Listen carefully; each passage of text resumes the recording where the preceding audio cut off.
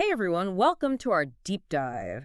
This time around, we are tackling a really interesting business idea. Oh, yeah. It's all about tapping into something we all experience, Oh. that warm, fuzzy feeling of nostalgia. Yeah. So we're talking about nostalgia subscription boxes. Okay. These boxes you get delivered right to your door. Lay to your door. And they're packed with goodies Oh, fun. from a specific bygone era. Like Like we're talking toys and snacks and gadgets, oh, all kinds of things, maybe even a slap bracelet or two. take me back. Exactly.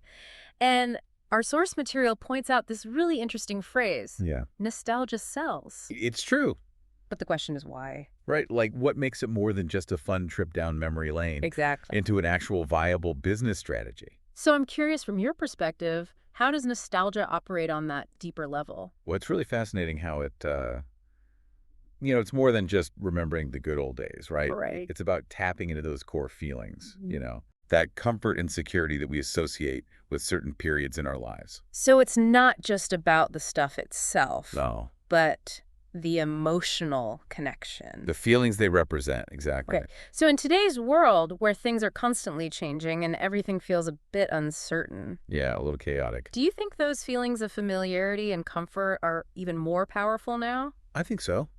Yeah. I mean, think about it like when things feel out of control, Mm. having those touchstones, those familiar things, Yeah. it makes sense that certain demographics would be drawn to that. And speaking of demographics, our source material highlights millennials and Gen Xers. Yeah, makes sense. It's a prime audience for this. They grew up with Saturday morning cartoons, the rise of video games. All of that. Yeah. I mean, talk about a gold mine of nostalgia, right? Right. And you see how shows like Stranger Things Oh, yeah. have really capitalized on that 80s nostalgia. For sure. Big time. It proves there's a hunger for that. Definitely. Okay, so we've got this powerful emotion driving demand. We've got a clear target audience. Mm-hmm. Now, let's say we're sitting down to actually brainstorm this nostalgia box. All right. Where do we even begin? Well, the source material lays out a pretty solid roadmap, actually. Okay. The first step is figuring out which decade or even specific years you want to zero in on. Okay. And that decision's going to shape everything. Yeah. From the items you put in the box Mhm. to the overall aesthetic. Okay, so give me an example. So let's say you're doing a box focused on the 90s. Okay. You might include things like Tamagotchis, Oh, yeah. Pokemon cards. Love it. But if you're going for an 80s box, Yeah. maybe you lean more towards like Rubik's Cubes, Okay. retro gaming gear. Okay. I love those specific examples. Yeah. It's easy to see how that choice shapes the whole experience. Totally sets the tone. But once you've got your time period locked in, Mm-hmm. how do you even choose what goes in the box? That's where sourcing comes in. Okay. Is step 2 in the roadmap. All right. You got to find reliable suppliers for authentic vintage items. Now, where would you even start? Well, think about places like eBay.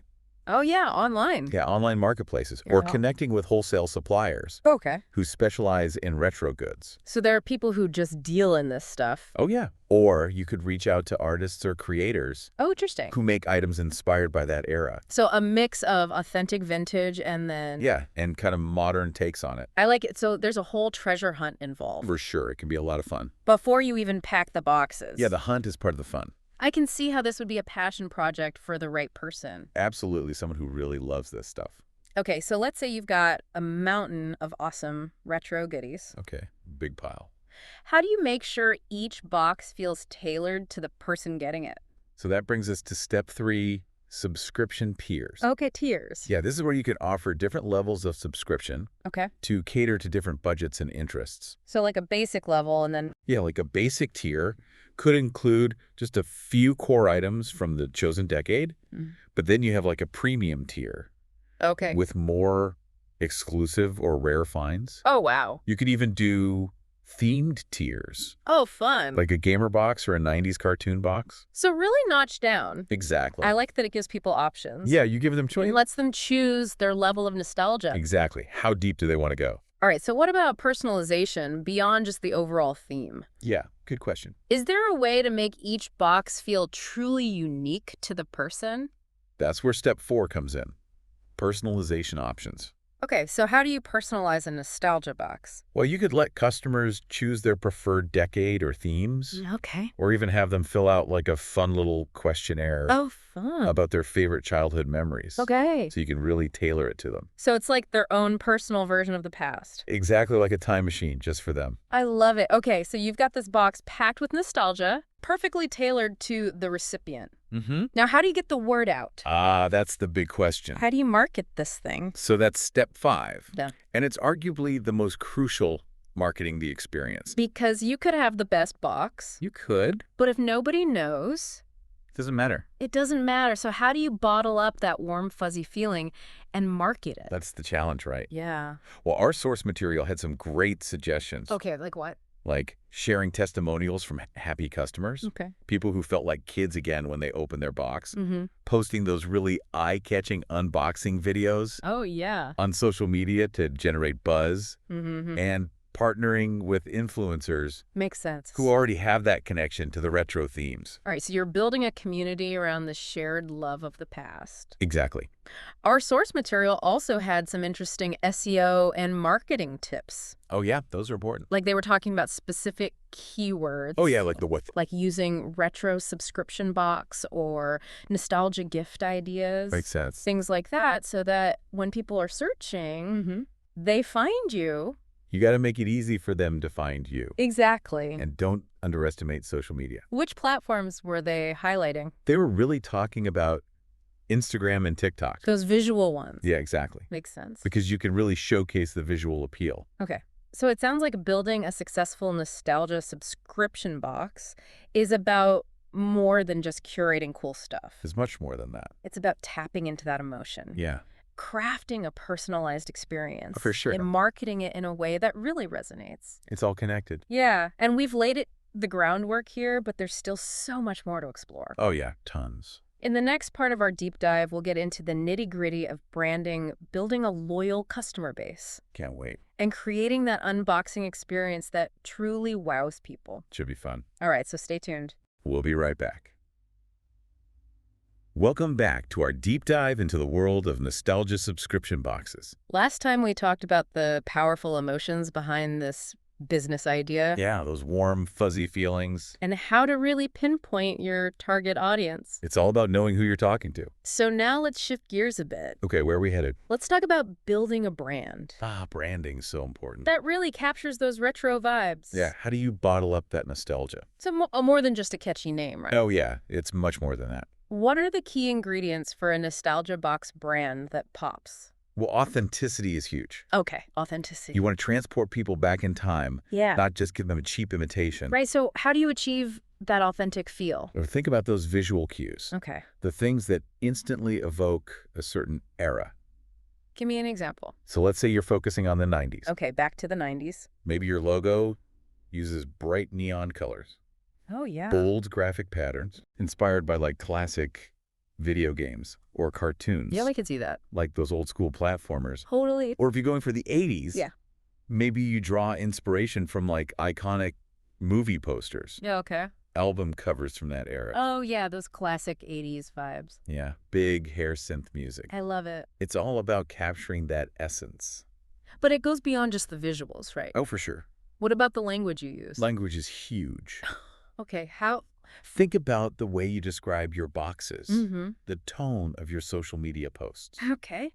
even like the little notes you include inside. Oh, the little details. All of that contributes to the feel. So you're saying sprinkle in some classic catchphrases Yeah. or slang from the era? Exactly. Those little touches make it memorable. So it's like you're speaking their language. Exactly. You're creating that connection. Okay, so we've got a killer brand. Okay. The brand is strong. But how do we go from that cool concept to a loyal customer base? Right. You got to get people on board. Because you could have the most amazing box in the world, Yeah. but if nobody knows about it. It's a tree falling in the forest. Exactly. So you need a smart marketing strategy.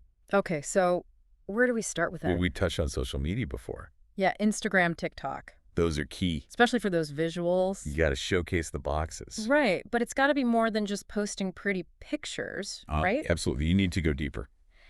How do you stand out in such a crowded online world?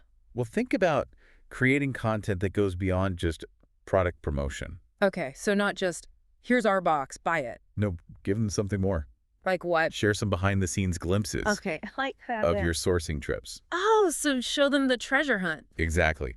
Maybe you're at a flea market, Okay. digging through crates of vintage toys, Fun. or you scored a rare find at an antique store. Okay. Let people see the passion, I like it. the process behind curating these boxes. So it's like they're part of the journey. Exactly. Okay, so we're giving them a peek behind the curtain. And, interactive content is great, too. Oh, yeah, what kind of stuff? Run contests Yay. where people share their favorite childhood memories Okay, fun. related to whatever decade you're featuring. Okay. Or create quizzes. Like trivia. Yeah, test their knowledge of 90s pop culture. Oh, I love that. Get people talking and sharing. So it's all about community building. Exactly. You're tapping into that shared love. Okay, so we've got people hooked. All right, they're interested. They're excited about the brand. How do you keep them coming back for more? That's the million-dollar question. Right. How do you maintain that excitement? You got to keep them engaged. So each box feels like a must-have. Yeah, you want them to anticipate it. Okay, so what's the secret sauce? Well, think about the unboxing experience itself. Okay, so it's not just the items. No, it's the whole presentation. Like the reveal. Exactly. You want to create a sense of surprise and delight. So from the moment they see the box. Yeah, the packaging matters. The little details, even the way things are arranged inside.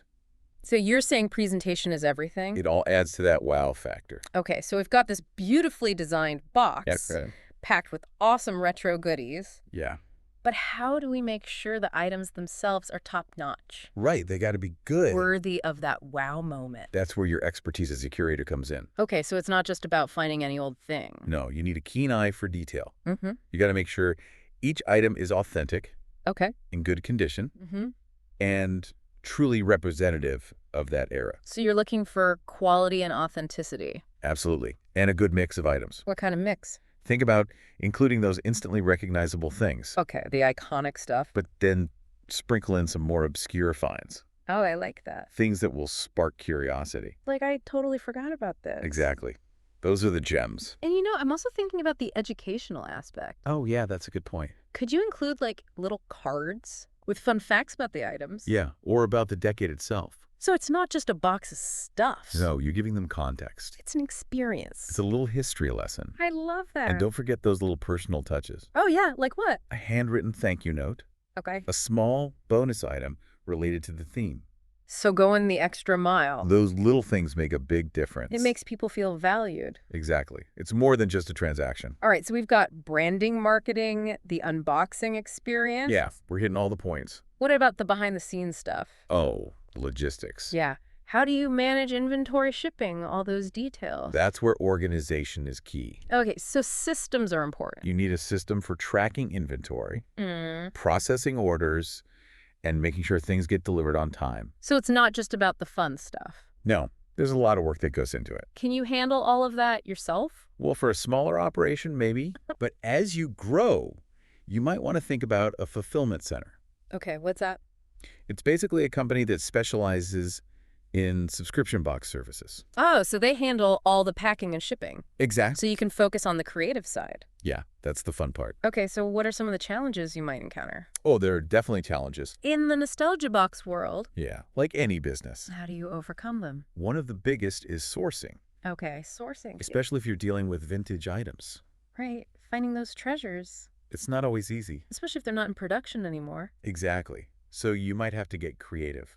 Like what? Networking with collectors, Okay. scouring flea markets and antique stores, Oh, yeah, those treasure troves? even reaching out to people directly Oh, wow. to see if they're willing to part with their prized possessions.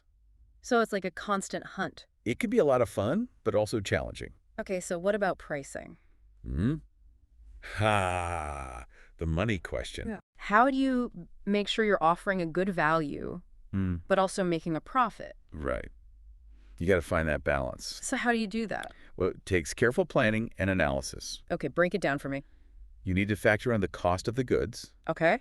shipping, packaging, marketing, All the costs.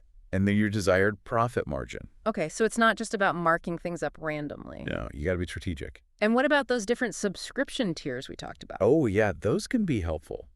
How so? It allows you to cater to different budgets, Okay. offer a range of price points. So you could have a more affordable option Yeah, and then a premium tier for the serious collectors? exactly. Gives people choices. Exactly. Gives people choices. Okay, what about add-ons and customization options? Those are great. How do those work? So maybe someone wants to add an extra item to their box, Oh. or they request a specific theme. Oh, so they can personalize it even more. Exactly. It enhances the experience and boosts revenue. Okay, smart move.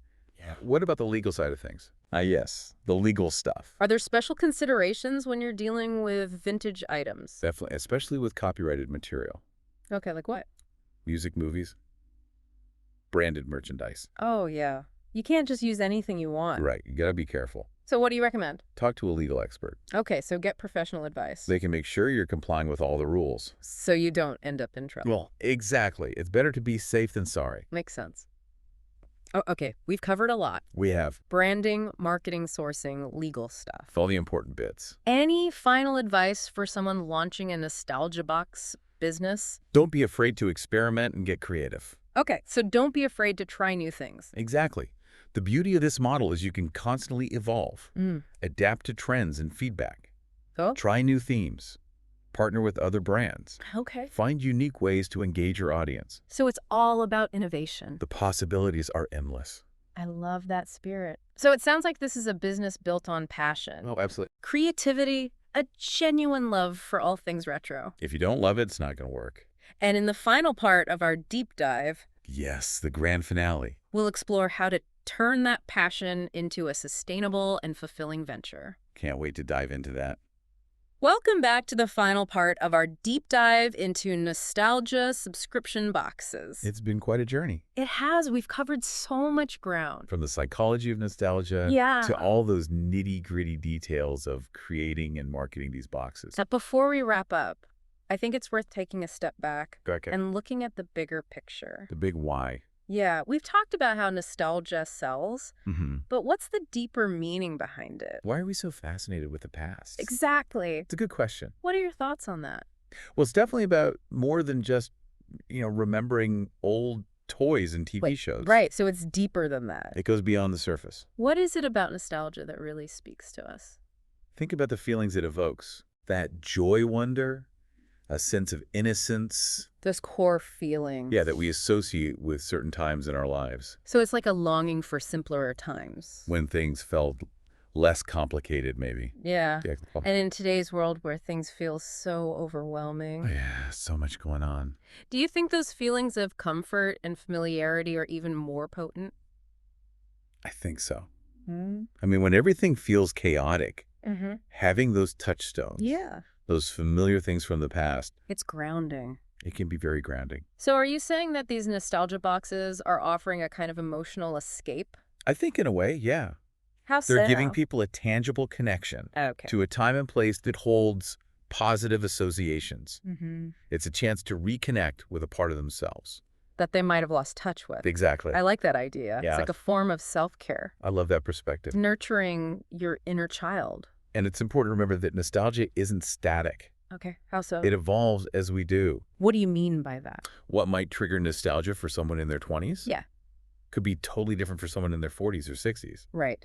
Different generations, different experiences. Different cultural touchstones. So it's about understanding those nuances. Yeah, knowing what resonates with each generation. So we've tapped into this powerful emotion. Okay. We've built an amazing brand. Mm-hmm. We've got our marketing humming. Everything's in place. Now, how do we make this sustainable? The long game. How do we turn this into a successful business that lasts?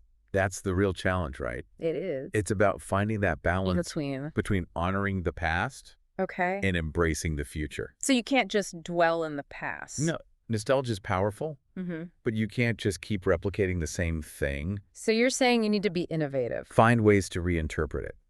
make it relevant for today. Exactly. So what does that look like in the nostalgia box world? Well, think about ways to elevate the experience. Mm. Maybe you partner with contemporary artists Interesting. to create modern interpretations of classic designs.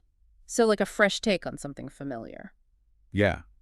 Or you incorporate interactive elements Okay. that bridge the gap between the analog and digital worlds. I like that, blending the old and the new. That's the key. So it's not enough to just throw a bunch of old toys in a Now, box. we've got to be more creative than that. You got to keep pushing the boundaries. That's what keeps people engaged.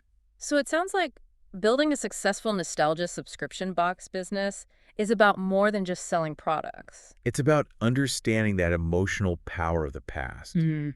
and using it as a springboard Yeah. to create something new and meaningful in the present. Couldn't have said it better myself. It's about recognizing that nostalgia isn't just a fleeting feeling. Right. It can connect us, inspire us, Yeah. remind us of what truly matters. Well, I think we've covered just about everything, We've explored it all. from the psychology behind nostalgia to the practical steps of making this business a reality. We've talked about the challenges, the opportunities, And most important, the heart and soul of this unique venture. and hopefully we've given you some inspiration Some food for thought. to turn your own nostalgic dreams into a thriving business Remember, it's all about passion, creativity. and a genuine love for the past, So go out there, embrace those retro vibes. and create something truly special. That's what it's all about. That's it for our deep dive. Thanks for joining us. We'll see you next time.